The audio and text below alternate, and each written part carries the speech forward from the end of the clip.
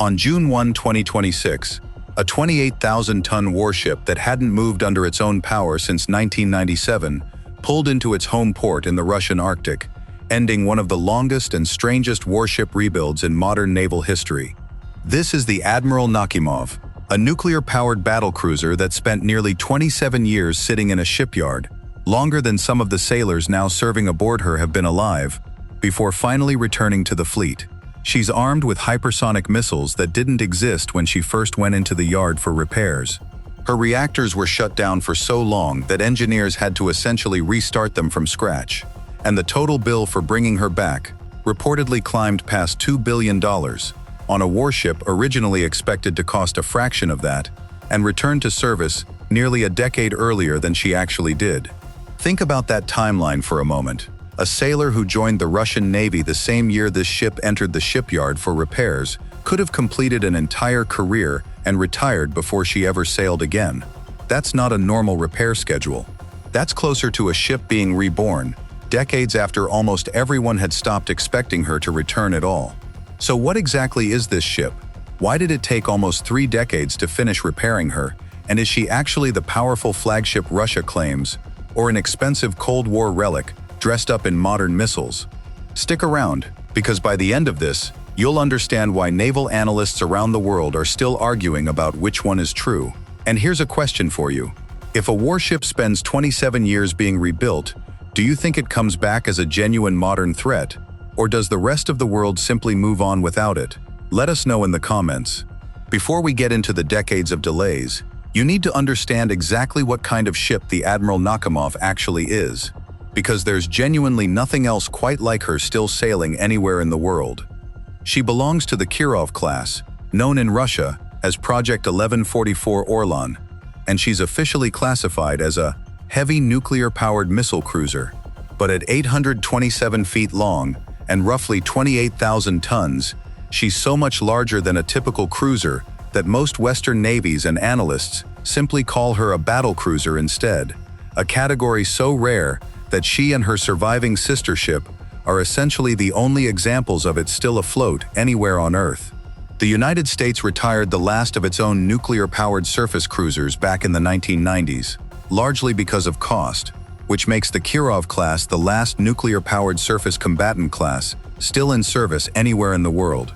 To put her size in perspective, 827 feet is longer than 2.5 football fields laid end to end, and her 28,000-ton displacement makes her heavier than many small aircraft carriers operated by other nations. She dwarfs virtually every destroyer or cruiser currently sailing in any Western Navy, which is exactly why the term battlecruiser, a category most navies abandoned after the First World War, still gets applied to her today. There simply isn't another modern category that fits a ship this size, this heavily armed, and this unusual in its propulsion system. The ship was originally laid down in Leningrad in 1983, launched in 1986 under the name Kalinin, and commissioned into the Soviet Navy on December 30, 1988. She was renamed Admiral Nakhimov in 1992, honoring a celebrated 19th-century Russian admiral after the collapse of the Soviet Union. Her entire original design purpose was blunt and aggressive: hunt down and destroy American aircraft carrier strike groups in the event of a war with NATO. Everything about her, her size, her missile capacity, her armor, was built around that single mission during the height of Cold War tensions. Soviet naval planners in the 1970s and 80s were acutely aware that they could never match the United States Navy carrier for carrier. Instead, they designed ships like the Nakhimov to serve as floating missile platforms, capable of launching a devastating first strike against an American carrier strike group before that group's own aircraft and escorts could effectively respond. The original armament reflected that mission directly: massive P-700 Granite anti-ship cruise missiles, each one designed to overwhelm a carrier's defenses through sheer speed and numbers. Launched in coordinated volleys, meant to saturate and defeat even the most sophisticated air defense systems America could field. Like an American carrier, the Nakhimov runs on nuclear power using a system called CONUS, or Combined Nuclear and Steam Propulsion, where each of her 2 nuclear reactors works alongside a backup oil-fired boiler in case of an emergency. That combination lets her reach speeds over 30 knots and, in theory, operate almost indefinitely without needing to refuel, the same kind of strategic independence that makes American carriers so valuable. It's an expensive, complicated way to power a warship, which is exactly why almost no other navy on Earth still bothers building ships this way. That backup boiler system reflects a very Soviet approach to engineering, redundancy, built directly into the design rather than relying purely on the newest, most efficient technology available. If a reactor ever failed or needed to be shut down for safety reasons, the ship could still generate meaningful power and maintain some operational capability using conventional fuel, a safety margin that modern nuclear-powered vessels in other navies generally don't bother including, since reactor reliability has improved so dramatically since the Cold War era this ship was originally designed in. It's a reminder that despite all her modern upgrades, at her core, the Nakhimov is still fundamentally a product of 1980s Soviet engineering philosophy. However many new missiles and radars have been bolted onto that original foundation. The honest, almost unbelievable answer is that this wasn't really one continuous repair project. It was closer to 3 decades of stops, starts, funding collapses, and shifting priorities, layered on top of one of the most technically demanding jobs in modern shipbuilding. The Nakhimov last sailed under her own power in 1997, and by 1999, she had been formally laid up at the Sevmash shipyard for what was originally described as a routine overhaul. For years afterward, almost nothing happened. Russia's economy was in serious turmoil throughout much of the 1990s and early 2000s, and a massive, expensive nuclear warship sitting quietly in a shipyard was simply not a funding priority compared to more urgent national needs. The ship essentially sat frozen in time, her systems slowly aging, while the rest of naval warfare kept evolving around her. Visitors to the shipyard during those quiet years reportedly described a strange scene: an enormous, once proud warship slowly rusting in place, stripped down to a bare hull in some areas, looking more like a ghost ship than the flagship of a superpower's navy. It's hard to overstate just how far this ship had to travel, both literally and figuratively, to go from that state back to a fully operational, cutting-edge warship capable of firing hypersonic missiles. Real, sustained modernization work didn't actually begin in earnest until around 2013, when Russia's Ministry of Defense signed a contract worth roughly 50 billion rubles, at the time equivalent to around $667 million, with an ambitious target of returning the ship to service by 2018. That deadline came and went. So did 2019.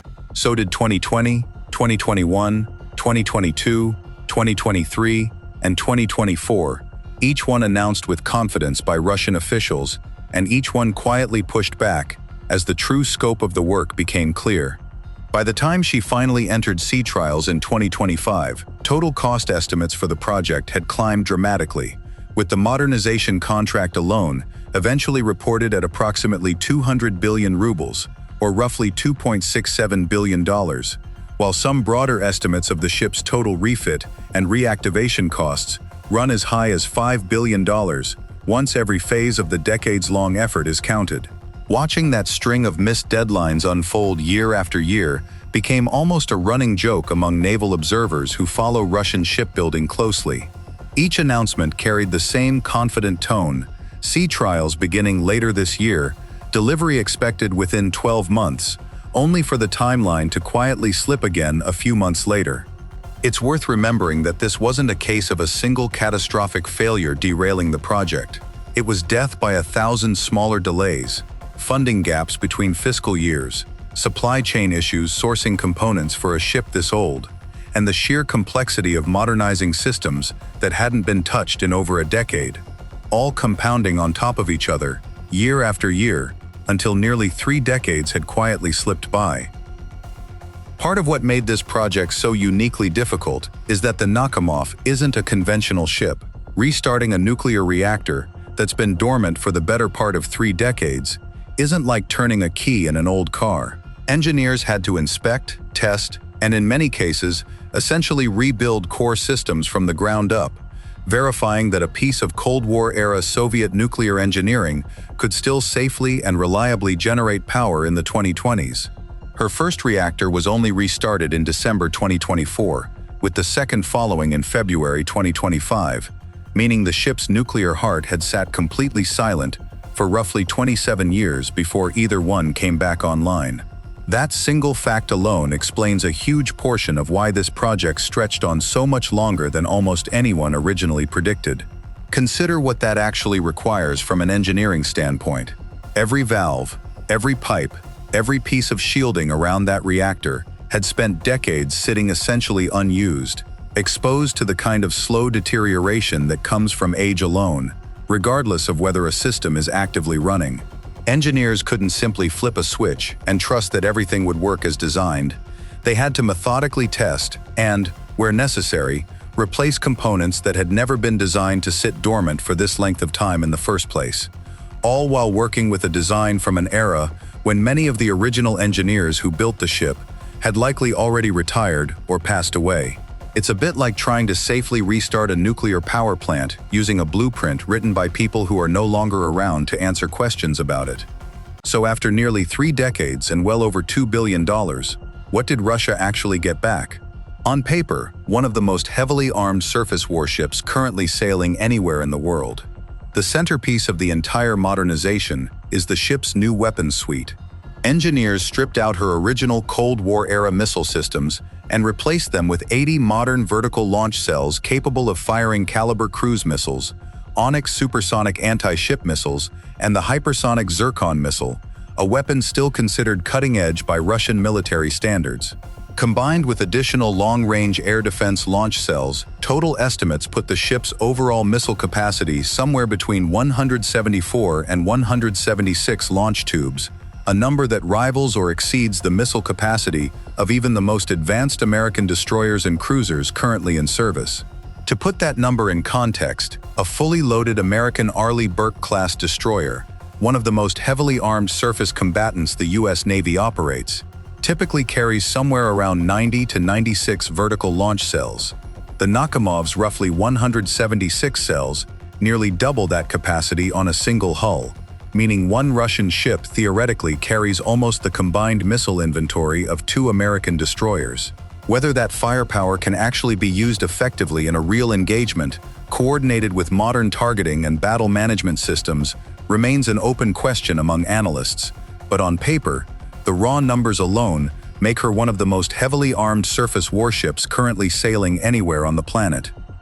Beyond the missiles, the Nakhimov received an entirely new sensor and command suite, modern search and track radars, updated electronic warfare systems, new communications infrastructure, and a digital battle management architecture that has essentially nothing in common with the analog Soviet systems she was originally built with. She's also reportedly been equipped with modernized Ka-27M helicopters, an upgraded variant with significantly improved sensors, giving her far better capability to hunt submarines than she had when she was first commissioned in 1988. That sensor overhaul might actually matter more than the missile count that tends to grab headlines. A ship carrying 176 launch tubes is only as effective as the systems telling it what to aim at and when to fire. And the Nakhimov's original 1980s-era radar and targeting systems would have been hopelessly outmatched by modern stealth technology and electronic countermeasures. Replacing that entire digital nervous system, rather than simply bolting new missiles onto old sensors, represents a genuine attempt to make the ship relevant against threats that didn't exist when she first slipped beneath the waves of the Baltic in 1986. Once she's fully operational, the Nakhimov is expected to become the flagship of the Russian Navy, taking that title from her sister ship, Pyotr Veliky, which many analysts now expect to be retired or scrapped once the Nakhimov is ready to fully take her place. That would leave Russia with essentially one operational ship of this entire class, since a third sister ship, Admiral Lazarev, was already scrapped back in 2021. What was once a 4-ship class built to intimidate NATO during the Cold War has effectively been consolidated down into a single, extraordinarily expensive, extraordinarily powerful ship, carrying an outsized share of Russia's entire naval missile capacity on one hull. There's something almost poetic, in a grim way, about that consolidation. A class of ships originally designed to overwhelm American carrier groups through sheer numbers and coordinated volleys has been whittled down, through decades of economic hardship and shifting priorities, to a single surviving example, doing the job that four sister ships were originally meant to share. It reflects a broader pattern across the entire modern Russian surface fleet. Ambitious Soviet-era designs, built in far greater numbers during a wealthier and more industrially confident era, slowly consolidating down to a handful of high-value, heavily protected vessels that the Russian Navy simply cannot afford to lose, and therefore may be reluctant to risk using aggressively in the first place. For all the genuine engineering achievement involved in bringing this ship back, a serious question hangs over the entire project. Is Admiral Nakhimov actually a meaningful modern warship, or an extraordinarily expensive museum piece dressed up with new missiles? The ship's reactors, while newly restarted, are still fundamentally the same reactors installed back in the 1980s, decades older in core design than anything comparable still operating in any other navy. Some analysts have openly questioned how much genuine service life remains in a nuclear power plant this old, suggesting the Russian Navy may be hesitant to actually sail the ship far or often, precisely because of concerns about reactor reliability and the catastrophic consequences of failure at sea. A ship theoretically capable of nearly unlimited range doesn't mean much if the people responsible for it are too nervous to actually send it far from a friendly port. It's a genuinely uncomfortable position for Russian naval planners to be in. On one hand, the entire point of restoring nuclear propulsion is unlimited operational range and endurance, the same strategic advantage that makes American carriers so valuable. On the other hand, sending a decades-old reactor core into distant or contested waters, far from the support infrastructure available at a home port, carries real risk that a newer reactor simply wouldn't. That tension likely means the Nakhimov spends much of her operational life closer to home than her theoretical capabilities would suggest, patrolling Arctic waters near her Northern Fleet base, rather than roaming freely across distant oceans the way her Cold War predecessors once did. There's also a deeper strategic question. The Nakhimov was designed from the ground up to hunt American aircraft carrier strike groups using massive anti-ship missiles launched from a heavily armored hull. But naval warfare has changed enormously since the 1980s, with unmanned systems, satellite targeting networks, and long-range precision strike capabilities reshaping how modern navies actually fight. A single, extremely expensive ship, however heavily armed, concentrates an enormous amount of a nation's naval firepower onto one hull that can be lost in a single engagement. A very different philosophy from how most modern navies now prefer to distribute their combat power across many smaller, more numerous, more replaceable vessels. Recent conflicts have only sharpened that concern.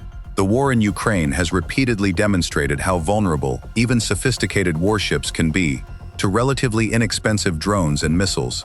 A lesson that hits particularly close to home for a navy built around a small number of extraordinarily valuable, hard-to-replace ships. Losing a single modern destroyer from a fleet of dozens is a serious but survivable blow. Losing the Nakhimov, carrying such a disproportionate share of Russia's total naval missile inventory on one hull, would represent a strategic catastrophe that no amount of remaining ships could easily offset. That single vulnerability may explain why some analysts believe the ship is destined to spend most of her career close to home, symbolically powerful but operationally cautious. Some defense analysts argue the Nakhimov's true value to Russia isn't really military at all, but political and symbolic, a highly visible demonstration that Moscow can still field a nuclear-powered surface warship at a moment when its broader naval shipbuilding capacity has struggled badly, including a troubled aircraft carrier program that may never return to sea at all. Bringing back a Cold War icon, however questionable her actual combat value, sends a message both to the Russian public and to the rest of the world that isn't purely about missile counts and reactor specifications. That message matters more than it might first appear. Russia's only aircraft carrier, the Admiral Kuznetsov, has been plagued by fires, accidents, and repair delays for years, with many analysts now doubting she'll ever return to sea in any meaningful capacity. Against that backdrop, successfully reviving even one Cold War-era capital ship becomes an important propaganda victory, proof that Russian shipyards can still deliver on an ambitious, technically difficult naval project, even if it took nearly 3 times longer than originally promised. Whether that symbolism translates into genuine strategic value on the open ocean is a separate question entirely, and one that may not get a real answer until the ship is actually tested under pressure most analysts hope never actually comes. So was it worth it? That depends entirely on what question you're actually asking. As a raw engineering achievement, reactivating a dormant nuclear reactor after 27 years of silence and rebuilding an entire warship's sensor and weapons architecture from the ground up is genuinely impressive, regardless of what flag flies from her mast. Few nations on Earth could even attempt a project this technically complex, let alone see it through, despite decades of funding collapses and shifting priorities. Whatever else you think about this ship, the sheer persistence required to finish this project says something real about Russia's determination to hold on to its status as a nuclear naval power, even as newer, more modern approaches to naval warfare have emerged around her. Consider everything that had to happen for this specific moment to arrive. Multiple generations of shipyard workers touched this project across nearly 3 decades, some starting their careers on her and retiring before she ever left port, others joining the effort only in its final years, inheriting problems their predecessors had puzzled over for years without solving. Political leadership in Russia changed multiple times over. Entire economic crises came and went, and through all of it, this one ship sat quietly in a shipyard in Severodvinsk, an unfinished promise that outlasted careers, budgets, and in some cases, the very engineers who first designed the systems, now finally coming back to life inside her. But as a genuine military asset, ready to be risked in a real, modern conflict, the picture is far murkier.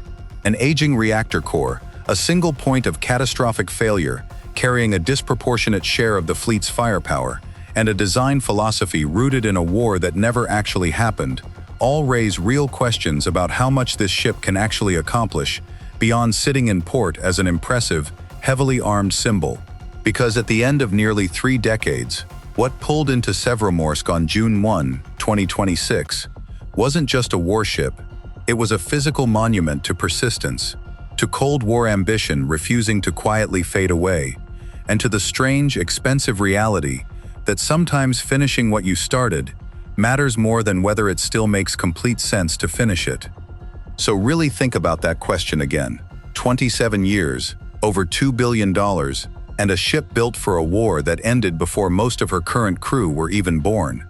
Genuine modern threat, or an expensive symbol dressed up in new missiles?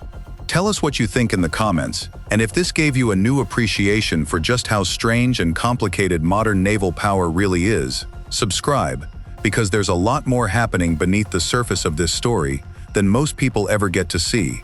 From the shipyards of the Arctic to the flight decks most of us will only ever see on screen.